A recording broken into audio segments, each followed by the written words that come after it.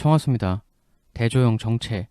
일단 1차적 정체 그리고 거기서 한 발 더 들어간 2차적 정체 이렇게 한번 살펴볼 건데 구당서는 발해라는 나라의 시작에 대해 이렇게 이야기를 해요. 발해 말갈의 대조영은 본래 고려의 별종이다. 근데 신당서는 이렇습니다. 발해는 본래 송말 말갈로 고려에 부속되어 있었으며 성은 대시다. 두 가지 부분에서 어마어마한 차이가 있는데 일단 아래 신당서는 발해의 시작이 대조영이 아니라고 지금 이야기를 하고 있습니다. 발해의 시작 포인트를 대조영보다 더 앞으로 당기고 있는 것이죠.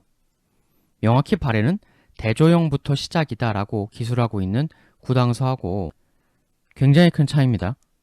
그리고 그것도 그건데 더 눈에 확 들어오는 거는 구당서는 대조영이란 사람 출신이 고려의 별종이다. 이게 바로 그 초유의 문제가 되어온 별종이란 표현이죠. 그런데 신당서는 대조영을 송말 말갈인으로 쓰고 있습니다. 완전히 다르죠. 구당서를 약 100여 년 뒤에 리뉴얼 개편한 게 신당서인데 이 부분은 너무 심하게 달라졌어요. 개편이 아니라 완전 새로 창작을 한 거죠. 이 두 가지를 혼용해서 현대엔 주로 어떤 식으로 해석을 하냐면 보통의 통설은 대조영은 말갈인, 즉 송말 말갈인인데 근대 고구려인이었다. 다시 말해 말갈계의 고구려인이다. 이렇게 결론을 내버리는 거죠. 지금까지도 이렇게 알고 계신 분들이 엄청 많아요. 근데 이 말갈계의 고구려인이라는 말을 받아들이면 결국 근원적으로는 대조영이 말갈인이라는 얘기거든요. 근데 과연 그렇게 봐야만 하는가? 1차적 키워드는 이 별종이란 표현. 이걸 어떻게 해석하는가 하는 부분이 초유의 쟁점이 됩니다. 고구려의 별종. 대조영이 고구려인이면 고구려인이지 별종은 또 뭐냐? 발해사를 제대로 연구하는 나라가 5개 나라가 있어요. 한국, 중국, 북한. 말고 또 어딜까요? 일본하고 러시아입니다. 러시아도 상당히 의미가 있는데요. 의미는 있지만 좀 나중에 얘기하고 일단 이 고구려 별종 문제에 대해서 이 4개의 나라가 이렇게 나뉘어요. 중국하고 일본에서는 주로 이 별종을 고구려가 아닌 다른 종이다 라는 뜻으로 많이 해석을 합니다. 즉 이 이야기가 뜻하는 바는 대조영은 고구려랑 종이 다른 사람이다. 즉 고구려인이 절대 아니다 라는 뜻을 기재한 것이다 는 의미로 일본, 중국은 주로 해석을 하는 거죠. 이 별종이란 단어를 여러분들이 사전 찾아보시면 아시겠지만 이렇게 나오긴 합니다. 여기 보면 첫 번째 뜻이 다른 종류다. 그래서 중국하고 일본은 이런 사전적 뜻에 기반하여 다른 종류다 라고 주장하는 거죠.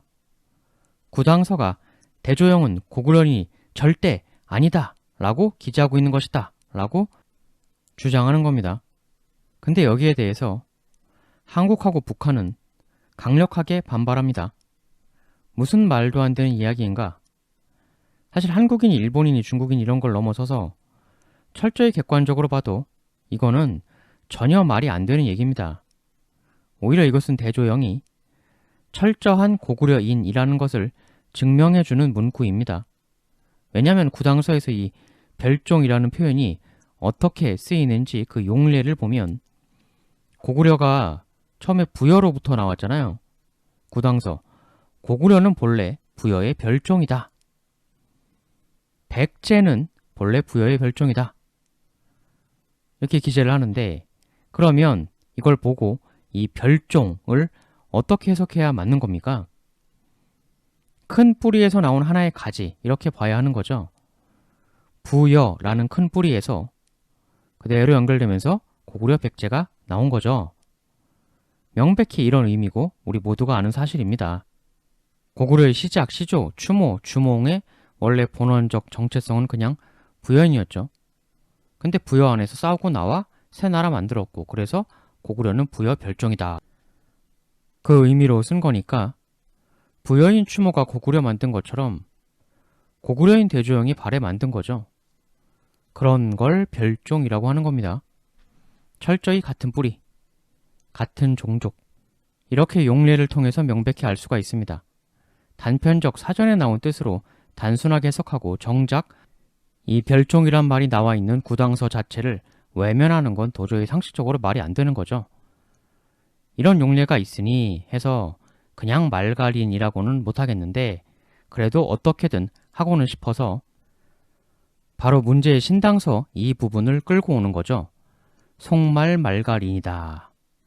이런 의미에서 사실 당이 망한 지 얼마 안 된 상태에서 후진이라는 체계 부족한 나라가 책엔 없지만 원소스를 비교적 그대로 담은 구당서에 비해 신당서가 훨씬 고약한 부분이 있어요. 근데 이건 이후의 대조영 인생 부분을 보면 되는데 고구려가 멸망하자 대조영은 가속을 이끌고 영주로 옮겨와 살았다. 696년에 거란의 이진충이 반란을 일으키니 대조영은 말갈의 걸사비유와 함께 각각 무리를 거느리고 동쪽으로 망명하여 요해지를 차지해 수비를 굳혔다. 사실 이 부분인데 여기 보면 대조영은 말갈의 걸사비유와 함께 각각 무리를 거느리고 갔다. 이렇게 돼 있어요. 대조영이 말갈인이고 말갈을 이끄는 사람이면 이렇게 표현을 안 하죠. 말갈을 대표로 이끄는 걸사비유와 손을 잡긴 했는데 각각 무리는 서로 따로 거느렸다. 이런 거니까 대조영 집단은 말갈 걸사비유가 대표하고 이끄는 말갈 집단과는 다르다는 게 이 문장에서 드러납니다. 대조영이 말갈 집단과 별개의 존재였다는 거죠. 이진충이 죽자 측천무후가 이해고에게 명하여 군대를 거느리고 가서 이들을 토벌케 하니 이해고는 먼저 걸사비유를 무찔러 베었다. 지금 각각 따로 이끄는 집단이다 보니까 여기만 무너진 거죠. 아직 대조영 집단은 살아있고. 그리고 이해고는 천문령을 넘어 대조영을 바짝 쫓았다. 그러자 대조영이 고구려 말간의 무리를 연합하여 이해고에 항거했다. 이 부분을 보면 더욱 자명합니다. 지금 여기서 나오는 고구려인의 무리, 이거는 누가 이끌었겠어요? 말간은 걸사비유가 이끌었고 뻔한 거죠. 고구려인 별종 즉 고구려인 대조영이 일련의 고구려인 세력의 리더였고 말갈 세력을 이끌던 걸사비유하고 파트너십을 체결, 각기 집단을 통솔하며 별개 움직임을 보였는데 그러다가 걸사비유 말갈파가 이해고에게 무너지고 걸사비유 사망. 이렇게 되자 리더를 잃은 말갈파들이 대조영의 고구려인 파에 붙은 거죠. 그리고 이해고와 승부. 이에 당나라 군사가 대조영에게 크게 패하고 이해고만이 겨우 탈출하여 돌아왔다. 대조영이 굳세고 용맹하며 용병을 잘하자 말갈무리 및 고구려 패장병들이 점점 모여들었다. 698, 699년에 스스로 진국왕이라 칭하고 돌궐과 사신을 보내 통교했다. 땅은 영주 동쪽 2000리 밖에 있으며 남쪽을 신라와 접하고 이래서 사방 2000리다. 편호는 10여만이고 승병은 수만 명이다. 당 예종이 사람을 보내 대조영을 발해 군왕으로 책봉해주고 주었다. 당에서 대조영하고 타협을 한 것이죠. 발해라는 명칭은 바로 이 타협할 때 당에서 준 거라고 보시면 되겠습니다. 발해가 원래는 군이었거든요. 그래서 이때 준 건 군왕이죠. 국왕도 아니고. 근데 뭐 군왕을 주던 국왕을 주던 자기네들 혼자 폼 잡으려고 하는 형식적 무의미한 거니 실질적 고구려 부활의 대업은 이렇고 당이 더 이상 못 건드는 대세력을 빠르게 구축해냈다는 게 중요하고 대단한 거죠. 나중에는 발해 국왕을 주저 당도. 이렇게 구당서 내용을 보면 고구려인 대조영이 고구려인들의 리더가 되어 고구려 부활을 이뤄냈다는 내용은 잘 나와 있습니다. 그런데 100여 년 뒤 송나라에서 만든 신당서에서는 이 내용이 대단히 희한하게 변하게 됩니다. 보시면 아시겠지만 구당서는 발해의 시작, 즉 고구려 부활이 고구려인 대조영의 거의 원맨쇼로 기록되고 있는데 신당서는 방향성이 매우 이상해요. 아까 말씀드렸듯이 시작을 대조영이 아니고 속말 말갈, 대시, 속말 말갈의 대시 부족이 시작을 한 것처럼 기술을 하고 있습니다. 이 뒤 내용을 보면 더욱 기괴한 차이가 나타나요. 696년에 건한 이진충이 반을 일으켰다. 이거 아까 그 일이죠? 여기는 아까랑 같은데 이진충이 난을 일으키자 사리걸걸중상이라는 자가 말갈 추장 걸사 비우 및 고려의 남은 종족과 동쪽으로 달아나 요수를 건너 태백산 동북을 거점으로 하여 오르화를 사이에 두고 성벽을 쌓고 수비를 굳혔다. 지금 그 내용 흐름은 비슷한데 사람이 바뀌었죠. 지금 아까 구당서에서는 대조영이 하던 역할을 지금 여기서는 이 사리걸걸중상이란 사람이 한 것으로 그렇게 기록이 되고 있습니다. 아까 구당서 고구려파 대조영, 말갈파 걸사비우, 투톱. 여기서의 고구려파 리더는 사리걸걸중상으로 보이죠. 근데 딱 봐도 이름이 좀 이상합니다. 고구려인 같지 않은 이름이죠. 사리걸걸중상. 대단히 괴이한 이름입니다. 측천무후는 걸사비우를 허국공 걸걸중상을 진국공으로 책봉하여 그 죄를 용서하였다. 그런데 걸사비우는 그걸 받아들이지 않았다. 하여 측천무후가 이해고를 시켜 걸사비우를 공격해 베었다. 이때 걸걸중상은 이미 죽고 세상을 떠난 상태였는데 그의 아들 대조영이 패잔병을 이끌고 도망쳐 달아났다. 사리걸걸중상의 아들이 바로 대조영이다. 이해고는 대조영을 끝까지 추격하여 천문인령을 넘었다. 그러나 대조영이 고려 말갈병을 거느리고 저항하니 이해고는 패전하여 돌아왔다. 이후 대조영이 거란 돌궐에 붙었다. 대조영은 걸사비우의 무리를 완전히 합병한 후 당나라와 거리가 먼 것을 믿고 나라를 세워 스스로를 진국왕이라 불렀다. 그 나라는 땅이 사방 5,000리에 호구는 10여만, 승병은 수만이다. 그리고 추가적으로 이런 설명까지 합니다. 부여, 옥저, 변한, 조선 등 바다 북쪽에 있던 여러 나라의 땅을 거의 다 차지하였다. 이 사람이 신당서에서는 지금 사리걸걸중상이라고 나오는데요. 오대사에서는 대걸걸중상으로 나와요. 보통 우리가 대중상으로 알고 있죠. 대조영 아버지. 근데 이렇듯 기록에는 대중상이라고는 안 돼 있어요. 차라리 대사리걸걸중상이라고 된 사서는 있습니다. 이 걸걸중상이란 사람의 정체에 대해 과거에는 대조영하고 동일인이다 라는 설도 있었습니다. 이유는 구당서에 나온 대조영 행적, 신당서의 걸걸중상 행적 두 개가 똑같다 보니까 동일인인데 양쪽 중 어느 사서가 헷갈린 거 아니냐 이런 견해였는데 근데 신당서가 또 대조영은 걸걸중상의 아들이라고 명확히 밝히고 있어서 그냥 헷갈렸다고 보기엔 좀 그렇죠. 동일인이 아니면 그럼 이 사람은 뭐냐? 일단 관심을 끄는 게 이 대단히 이상한 이름이에요. 사리, 걸걸 해서 이 이름을 통해 대조영과 그의 아버지 그리고 더 나아가 이들 가문의 비밀을 풀어보고자 하는 접근이 있습니다. 걸걸에 대해서는 일설, 이거 자체가 부족, 집단명을 뜻하는 거다 이런 설이 있고 걸걸부족, 걸걸집단이라는 거죠. 걸걸부족의 중상, 이거라면 걸걸이 성씨의 의미를 가지는 게 될 수도 있습니다. 이설, 크다라는 의미 내지는 큰 사람, 대인 이런 거다라는 설도 있습니다. 이설은 두 개의 분파로 또 나뉘는데 이다실 대인이라는 의미의 존칭이다가 있어요. 그러니까 성씨나 이름이라기보다는 존칭 같은 거다.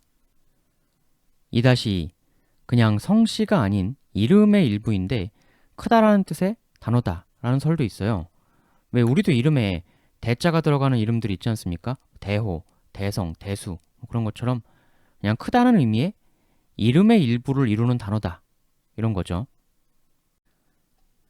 사리에 대해선 크게 두 가지 해석 방향성이 있어요. 일설, 사리는 지위 혹은 존칭이다. 마치 칸과 같은 거다라고 보기도 하고 그냥 관직, 직위 이런 거다라는 관점도 있고, 지위 혹은 존칭, 그러면 걸걸이, 대, 크다라면 사리 걸걸 중상은 높은 지위의 대, 중상이란 얘기가 되겠죠. 이거라면 걸걸이, 성씨인 대씨가 될 겁니다. 그럼 일부 사서에서 나오는 다 합친 대사리 걸걸 중상이다. 이거는 칸을 대칸이라고 한층 더 높여주는 칭호가 있는 것처럼 고구려 관직도 대대로, 망리지 이런 게 있는데 태대대로, 대망리지 이런 업그레이드 버전이 있거든요. 대사리는 대망리지처럼 지위를 한 단계 더 업그레이드한, 더 높은 그런 의미가 아니냐. 근데 이게 아니다 라는 설도 있어요. 사리가 지위나 존칭이 아니라 이거 자체가 성씨다 라는 설이 있습니다. 성이 사리씨고 이름이 걸걸중상이 되는 거죠.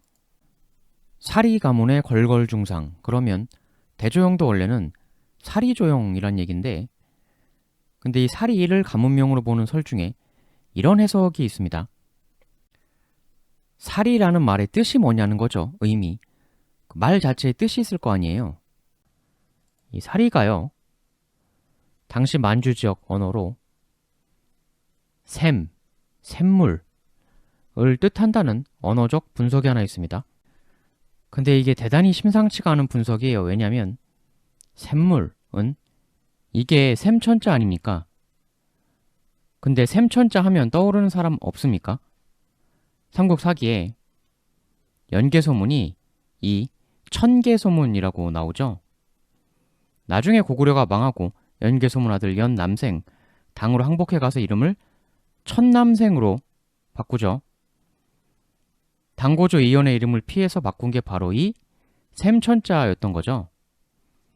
삼국사기는 그쪽 사료를 보고 쓰다 보니까 천개소문이라고 했던 거고, 만일 사리 걸걸 중상의 사리가 뜻이 샘 이거라면 나중에 연개소문 아들 연남생 계명 천남생, 즉 연하고 천하고 고구려 내에서 같은 맥락이었다면 혹시 사리가 연씨를 뜻하는 건가? 사리 걸걸 중상은 연 걸걸 중상이었던 걸까? 그래서 대조영 집안이 연개소문 가문하고 밀접한 관련이 있는 게 아니냐 라는 설이 있습니다. 이게 그냥 단순한 설이라고만 하기도 묘한 부분이 뭐냐면, 여러분들 다 아시는 발해의 수도 어딥니까? 상경 용천부죠. 여기 보면 샘 천자가 딱 들어가 있지 않습니까? 왜 들어가 있는 거죠? 기묘합니다. 이건 단순한 우연이냐? 만일 이거라면 사리 걸걸 중상, 더 나아가 아들 대조영도 말갈인이라고 어떻게든 열심히 피력하는 그 일련의 주장들 역시 더더욱 설당을 잃게 되는 거겠죠. 연개소문이나 연남생이 말갈인이라는 건 도저히 말이 안 되잖아요. 샘천, 연, 이건 고구려를 상징했던, 고구려를 대표했던 가문의 상징 단어이지 않습니까? 근데 무슨 말갈이 나와요? 말이 안 되지. 구당 서든 신당 서든 비틀어는 놓았지만 결국 대조영 혹은 사리 걸걸 중상이 고구려인들 집단의 리더였다라는 내용이었죠. 말갈파가 걸사 비우고.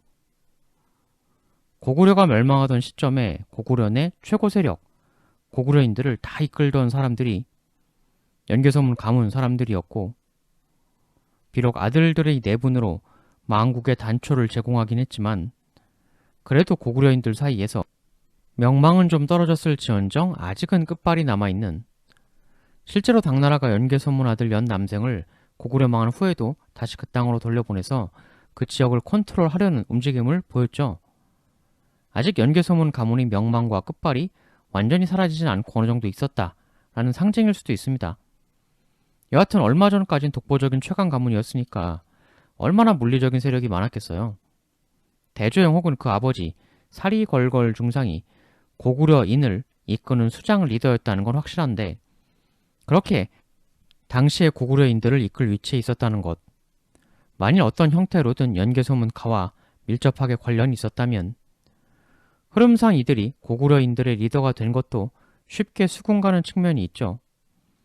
최소한 아무리 못해도 대조영 사리걸걸 중상의 가문이 고구려 내에서 크게 한가닥 하던 가문이었을 가능성은 매우 높습니다.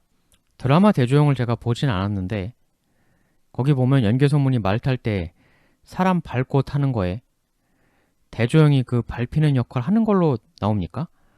그런 얘기를 들은 적이 있어서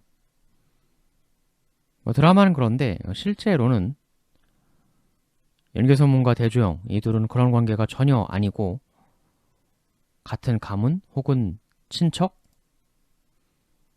근데 여긴 연씨고 여긴 대씨잖아. 대연으로 보면 같은 가문은 아니죠. 근데 그건 또 이렇게 설명하는 설이 있어요. 대조영이 나중에 왕 되는 와중에 성씨를 바꿨다는 거죠. 연을 버리고 아버지의 이름에 들어가 있던 크다라는 뜻의 걸걸 의미인 대씨로 라는 설. 혹은 이 대라는 성씨가요, 원래 고구려 왕가가 고씨 아니었습니까? 고구려 시조 추모 아들 유리 즉 이대왕이 삼국유사에 보면 성씨가 해씨라고 나옵니다. 근데 아버지는 성이 고씨잖아요. 아들이 해씨인 거죠. 이거 가지고 여러 가지 설들이 있는데 그 중 하나가 높다는 뜻의 고하고 해라는 게 우리말로 해가 태양이잖아요. 사실은 고하고 해가 다른 뜻이 아니라 일맥상통하는 거다. 높다, 높은 데 걸려있는 해, 태양. 근데 이 고가 다들 아시겠지만 사전 찾아보면 이렇게 나오지 않습니까? 뜻이 높다, 뛰어나다, 그리고 크다. 크다라는 뜻도 있죠. 그리고 대자도 다들 아시겠지만 대에게도 높다라는 뜻이 있어요. 해서 대와 고가 통하는 부분이 있다. 이런 맥락에서 보면 대조영이 고구려를 계승했다는 건 더더욱 강해지는 거죠. 해서 사리걸걸 중상이 연씨고 대조영도 원래는 연씨인데 고구려 왕이 되면서 고구려 원래 왕성 고랑 비슷한 의미를 가진 5월 혹은 엔드, 아버지의 이름에 담긴 뜻이기도 했던 대씨로 바꾼 거다 라는 가설이 있습니다. 다만 이건 정답이 아니라 어디까지나 이 사리 이콜 셈에서 나온 가설에 불과한 거고, 불가능한 얘기다 이런 지적도 있죠. 나중에 연씨가문 수장인 연남생 연남산 당을 항복하고 남건도 붙들려 가고 그렇게 연씨가문 풍비박산 났는데 무슨 연씨가 또 고구려에 남아서 세력을 유지하고 했겠느냐, 이렇게 보기도 하는데요. 근데 사람들이 착각을 하는 게 고구려 내의 성씨가 고씨다 그러면 무조건 다 왕족인 줄 알거든요. 근데 전혀 그렇지가 않았습니다. 자치통감에 보면 고씨인데 왕족은 고사하고 최일선 수색병으로 활동하다가 이세민에게 붙들리는 사람이 나오는데 며칠 동안 음식도 먹지 못하고 일선에서 대고생을 하는 그런 모습으로 나오거든요. 그야말로 최일선 병사, 즉 고씨라고 다 귀한 신분이거나 왕족이 전혀 아닌 거죠. 그런 착각은 고구려라는 나라를 너무 작게 봐서 그런 착각들을 하는 건데요. 조선에서 같은 성씨라고 사는 게 다 같았습니까? 천양지차죠. 그런 겁니다. 그런 의미에서 고구려 내에서의 연씨 가문도 연씨라고 무조건 다 연개소문 가족이다, 그게 전혀 아니거든요. 연씨 가문이 굉장히 방대했고 그 안에서도 엄청난 사람과 숱한 분파들이 있었습니다. 왜냐하면 일본 서기를 보면 연개소문 이리가수미가 쿠데타를 일으키면서 처단하는 대표적 인물로 나오는 사람이 영료왕 이리거세사 및 180여 명의 목을 베었다 이렇게 나오거든요. 연개소문이 그 이리가수미니까 이리가 연이죠. 그러면 연개소문의 정적 라이벌 이 사람도 이름이 연모모모였을 거예요. 고씨라고 해도 왕족부터 최일선 일반 병사까지 엄청난 스펙트럼이 있는 것처럼 연씨라고 해서 다 같은 연씨가 아니라는 거죠.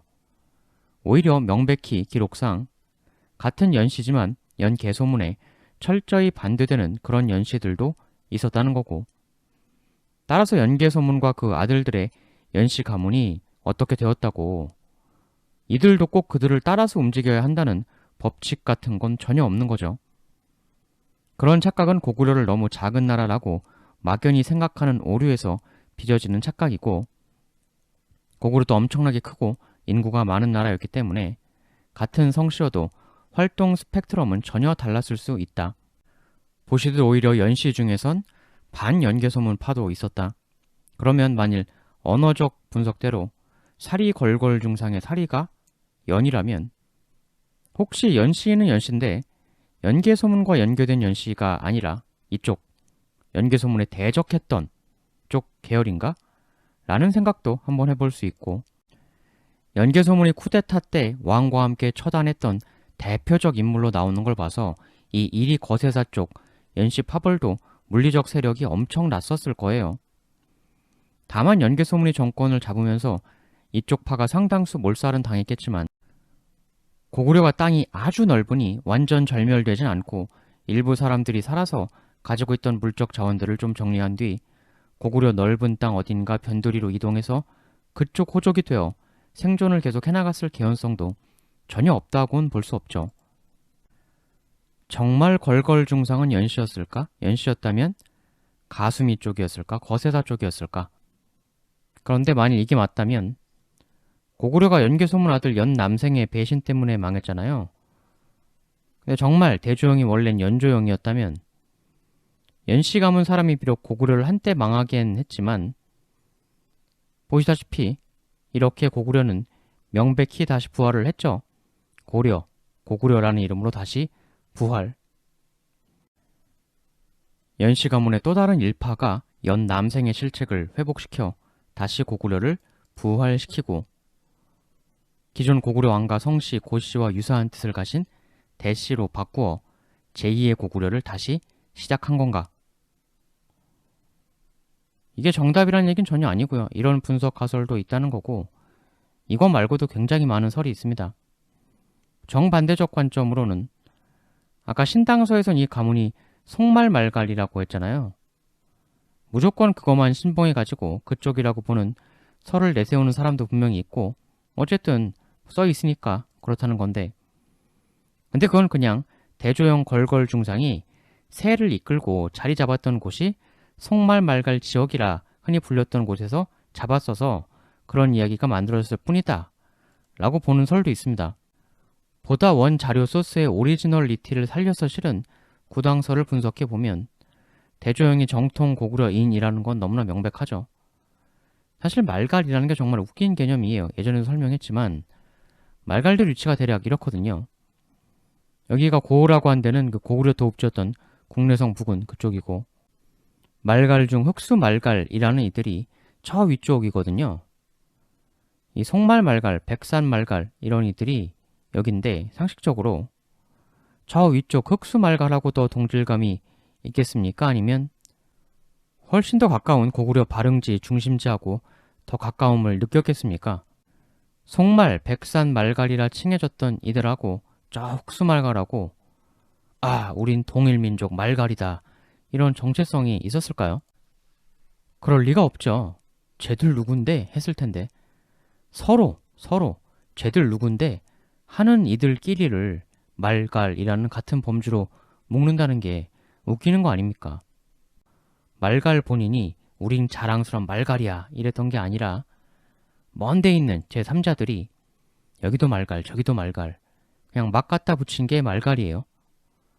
아니 교통도 없던 시기에 얘네하고 무슨 동일민족, 동일집단이라는 동질성을 가져요. 말도 안 되지.